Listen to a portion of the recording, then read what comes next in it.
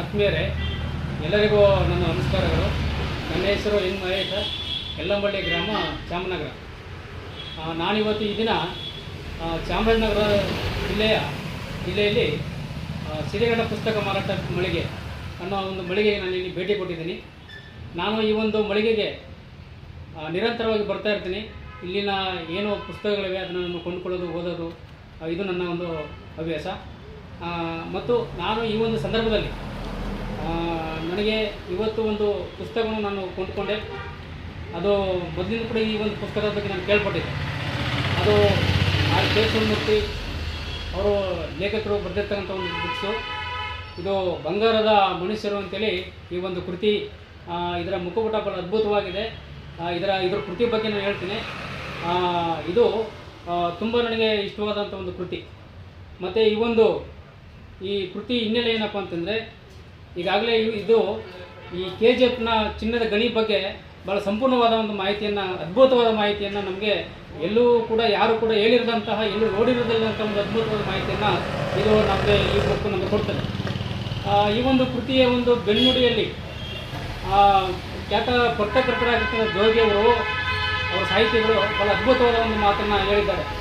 ಏನಪ್ಪ ಅಂತಂದರೆ, ದೂರದಿಂದ ಸುಂದರವಾಗಿ ಕಾಣಿಸುವ ಊರುಗಳಿಗೆ ಕ್ರೂರ ಮುಖವು ಇರುತ್ತದೆ. ಗಣಿಯಿಂದ ತೆಗೆದು ಸೋಸಿ ಸುಟ್ಟದ್ದು ಚಿನ್ನವನ್ನಷ್ಟೇ ಅಲ್ಲ, ಬದುಕನ್ನು ಕೂಡ ಹಾಗೆ ಸುಡಿಸಿಕೊಂಡವರ ಆತ್ಮಕಥೆ ಇದು ಅನ್ನೋ ಒಂದು ಸಾಲು ಈ ಒಂದು ಕೃತಿಗೆ ಭಾಳ ತೂಕವಾಗಿರ್ತಕ್ಕಂಥ ಮಾತನ್ನು ಜೋಗಿಯವರು ಲೇಖಕರು ಹೇಳಿದ್ದಾರೆ. ಮತ್ತು ಪ್ರತಿಯೊಂದು ಪುಟಗಳಲ್ಲೂ ಕೂಡ ನಮ್ಮ ಅತ್ಯಂತ ಗಂಭೀರವಾದ ಓದಿನ ಕಡೆಗೆ ಈ ಪುಸ್ತಕ ಆಕರ್ಷಣೆಯನ್ನು ಉಂಟು ಮಾಡ್ತದೆ. ಇಲ್ಲಿನ ಗಣಿ ಇತಿಹಾಸಗಳು ನಮಗೆ ಸಂಪೂರ್ಣವಾಗಿ ಮಾಹಿತಿಯನ್ನು ಕೊಡ್ತದೆ. ನಾವು KGF ಈ ಹಿಂದೆ ನಾವು ಏನೋ ಒಂದು 3 ವರ್ಷದ ಹಿಂದೆ ಒಂದು KGF ಭಾಗ 1 ಭಾಗ 2 ಏನು ಸಿನಿಮಾ ಬಂತು, ಆಗ ನಮಗೆ ಈ KGF ಅನ್ನೋದೊಂದು ಇತಿಹಾಸ ಬಗ್ಗೆ ತಿಳ್ಕೋಬೇಕು ಅಂತೇಳಿ ಒಂದು ಆಸಕ್ತಿ ಮಾಡ್ತು ಆ ಸಿನಿಮಾ ನೋಡಿದ ನಂತರ.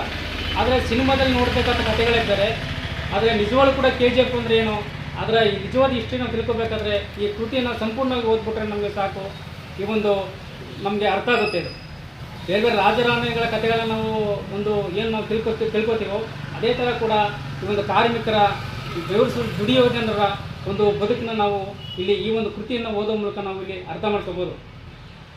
ಈ ಒಂದು ಕೃತಿಯ ಭಾಗದಲ್ಲಿ ಹೇಳೋದಾದರೆ 64ನೇ ಈ ಪುಟದಲ್ಲಿ ಒಂದು ಅದ್ಭುತ ಸಾಲುಗಳನ್ನ ನಾನೀಗ ನಿಮ್ಮ ಮುಂದೆ, ಈ ಕೃತಿ ಎಷ್ಟು ಮಟ್ಟಿಗೆ ನಮಗೆ ಆಕರ್ಷಣೀಯವಾಗುತ್ತೆ ಅನ್ನೋದಕ್ಕೆ ಈ ಒಂದು ಸಾಲುಗಳನ್ನು ಗಮನಿಸಿದ್ರೆ ಸಾಕು, ನಮಗೆ ಗೊತ್ತಾಗುತ್ತೆ. ಇಲ್ಲಿ ಬಾಗಿದ ಬೆನ್ನುಗಳು ಬುಗಿಲೆದ್ದು ನಿಂತಾಗ, ಹಸಿವು ಆಕ್ರೋಶಕ್ಕೆ ಹೋರಾಟದ ಕಾಲು ತಟ್ಟಿದಾಗ, ದುಡಿಮೆ ನಮ್ಮ ಹಕ್ಕು ಎಂದು ಧ್ವನಿಗಳೇ ಆ ದುಡಿಮೆಗೆ ತಕ್ಕ ಕೂಲಿ ಎಂದು ತೋಳು ಕೂಗಿದಾಗ, ನಡು ಬಗ್ಗಿಸಿದವ್ರನ್ನೇ ತಡೆದು ನಿಲ್ಲಿಸಿದರು.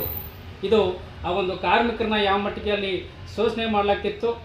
ಯಾವುದೇ ವಿಶ್ರಾಂತಿ ಇಲ್ಲದೆ 12 ಗಂಟೆ ದುಡಿಮೆ, ಯಾವುದೇ ಕಾರ್ಮಿಕ ಕಾನೂನಿಯವರಿಗೆ ಸೌಲಭ್ಯಗಳನ್ನ ಕೊಡದೆ ಅಲ್ಲಿನ ಕಾರ್ಮಿಕರನ್ನ ಯಾವ ರೀತಿ ದಬ್ಬಾಳಿಕೆ, ಶೋಷಣೆಗಳ ಮುಖಾಂತರ ಅಲ್ಲಿ ದುಡಿಮೆ ಮಾಡಿಸ್ಕೋತಾ ಇದ್ರು, ಎಷ್ಟು ಸಾವು ನೋವುಗಳಾಯಿತು ಅನ್ನೋದನ್ನು ಈ ಒಂದು ಕೃತಿ ಒಳಗಡೆ ನಮಗೆ ಗೊತ್ತಾಗುತ್ತೆ. ಇದೊಂದು ಅದ್ಭುತವಾದ ಒಂದು ಮಾಯಾಲೋಕ ಅಂತೇಳಿ ನಾವು ಹೇಳ್ಬೋದು. ಮತ್ತು ಇಲ್ಲಿ ನೋಡಿ, ಇನ್ನು ಮುಂದಿನ ಹೆಚ್ಚಿನ ಸಾಲು ಉಲ್ಲೇಖ ಮಾಡೋದಾದರೆ, ಇಲ್ಲಿ ಬದುಕಬೇಕೆಂದರೆ ಬಡಿದು ನಿಲ್ಲಬೇಕೆಂಬ ಆಲೋಚನೆ ಬೆಳೆಸಿಕೊಂಡ ಪ್ರತಿಯೊಬ್ಬ ಕಾರ್ಮಿಕನ ಎದೆಯಲ್ಲಿ ಎಪ್ಪುಗಟ್ಟಿದ ಮಾತುಗಳಿವು. ಕಾರ್ಮಿಕನ ಆಕ್ರೋಶದ ಈ ಕಿಚ್ಚು ಯಾವ ಮಟ್ಟಿಗೆ ಪ್ರಜ್ವಲಿಸಿದೆ ಎಂದರೆ, ಸಮಯದ ಪರಿವೇ ಇಲ್ಲದಂತೆ ಸಾವಿರಾರು ಮಂದಿಯನ್ನು ದುಡಿಸಿಕೊಂಡ ವ್ಯವಸ್ಥೆಯೇ ಒಂದು ಹೆಜ್ಜೆ ಹಿಂದಿಟ್ಟುಕೊಂಡು ತಡೆದು ನಿಂತುಕೊಂಡಿತು. ಹಾಗೆ ನಿಂತುಕೊಂಡು ಯೋಚಿಸಿದವರ ಕೈಗೆ ಕಾನೂನೇ ಮುಂದೆ ನಿಂತು ಕೊಟ್ಟ ಅಸ್ತ್ರಗಳು ವಾಲಂಟರಿ ರಿಟೈರ್ಮೆಂಟ್ ಸ್ಕೀಮ್ ಹಾಗೂ ವಾಲಂಟರಿ ಸಬ್ವೇಷನ್ ಎಂಬ ಆಕರ್ಷಣೆ ಕುಣಿಕೆಗಳು ಇಲ್ಲಿ ತೊಳೆ ಕೊಡಬೇಕಾಗಿದ್ದರು ಕಾರ್ಮಿಕರು. ಕಾನೂನು ಎಲ್ಲರಿಗೂ ಸಮ, ಆದರೆ ಈ ಸಮ ಎನ್ನುವುದು ಆ ಕಾನೂನು ಜಾರಿ ಮಾಡುವವರಿಗೆ ಮಾತ್ರ ಸೀಮಿತ ಎಂಬುದು ಸಾಕಷ್ಟು ಸಂದರ್ಭಗಳಲ್ಲಿ ಸಾಬೀತಾಗುತ್ತಲಿದೆ. ಈ ರೀತಿಯಾದ ಗಮನಾರ್ಹ ಸಾಲುಗಳು ನಮ್ಮ ಅತ್ಯಂತ ಆಕರ್ಷಣೀಯವಾಗಿ ಯಾವುದೋ ಒಂದು ಲೋಕಕ್ಕೆ, ನಮ್ಮ ದುಡಿಮೆ ಒಂದು ಲೋಕಕ್ಕೆ ಕರೆದುಕೊಂಡು ಹೋಗ್ತದೆ. ಆ ಚಿನ್ನದ ಗಣಿಯ ಆಳದೊಳಗೆ ನಾವು ಇಳಿದುಬಿಟ್ಟಿದ್ದೀವಿ ಅನ್ನೋ ಒಂದು ಕಲ್ಪನೆ ನಮಗೆ ಈ ಒಂದು ಕೃತಿಯಲ್ಲಿ ನಮ್ಗೆ ಗೊತ್ತಾಗ್ತದೆ. ಈ ಒಂದು ಕೃತಿಯ ಬಗ್ಗೆ ಇನ್ನೂ ಹೆಚ್ಚಿನ ರೀತಿ ಸಮರ್ಥವಾಗಿ ಮಾತಾಡ್ಬೋದು. ಆದರೆ ನನ್ನ ಅನಿಸಿಕೆ, ನನಗೆ ಗೊತ್ತಿರೋಂಥ ಮಾಹಿತಿ ಪ್ರಕಾರ ನನಗೆ ಅರ್ಥವಾದಷ್ಟು ಮಾತ್ರ ಹೇಳಿದ್ದೇನೆ. ಈ ಕೃತಿ ಬಗ್ಗೆ ಕೇವಲ ಅರ್ಧ ಗಂಟೆ, ಕಾಲು ಗಂಟೆಯಲ್ಲಿ ಮಾತಾಡುವಂಥ ಕೃತಿಯಲ್ಲ ಇದು. ಭಾಳ ಅದ್ಭುತವಾದ ಕೃತಿ. ಅದ್ರ ಬಗ್ಗೆ ಇನ್ನೂ ಹೆಚ್ಚಿನ ವಿಚಾರ ಓದಬೇಕು, ಮಾತಾಡಬೇಕಾಗ್ತದೆ. ಒಬ್ಬ ಸಾಮಾನ್ಯ ಓದುಗನಾಗಿ ನನ್ನ ಒಂದು ಅನಿಸಿಕೆಗಳನ್ನ ಇಲ್ಲಿ ಹಂಚ್ಕೊಂಡಿದ್ದೀನಿ ಅಷ್ಟೇ. ಹಾಗಾಗಿ ಎಲ್ಲ ಪುಸ್ತಕ ಪ್ರೇಮಿಗಳಲ್ಲಿ ವಿನಂತಿ ಮಾಡಿಕೊಳ್ಳೋದೇನೆಂದರೆ, ಇಲ್ಲಿ ಚಾಮನಗರಕ್ಕೆ ಬನ್ನಿ, ಸಿರಿಗಣ್ಣ ಪುಸ್ತಕ ಮಾರಾಟ ಮಳಿಗೆಗೆ ತಾವೆಲ್ಲ ಭೇಟಿ ಕೊಡಿ. ಇಲ್ಲಿರುವ ಇನ್ನಿತರ ಕೃತಿಗಳನ್ನ ಪುಸ್ತಕಗಳನ್ನ ತಾವು ಕೊಂಡುಕೊಳ್ಳಿ. ಅದ್ರ ಜೊತೆಗೆ ಈ ಒಂದು ಕೃತಿಯನ್ನು ಓದಿ ತಿಳ್ಕೊಳ್ಳಿ. KGF ಬಗ್ಗೆ, ನಿಜವಾದ KGF ಬಗ್ಗೆ ತಾವೆಲ್ಲ ಅರ್ಥ ಮಾಡ್ಕೊಳ್ಳಿ.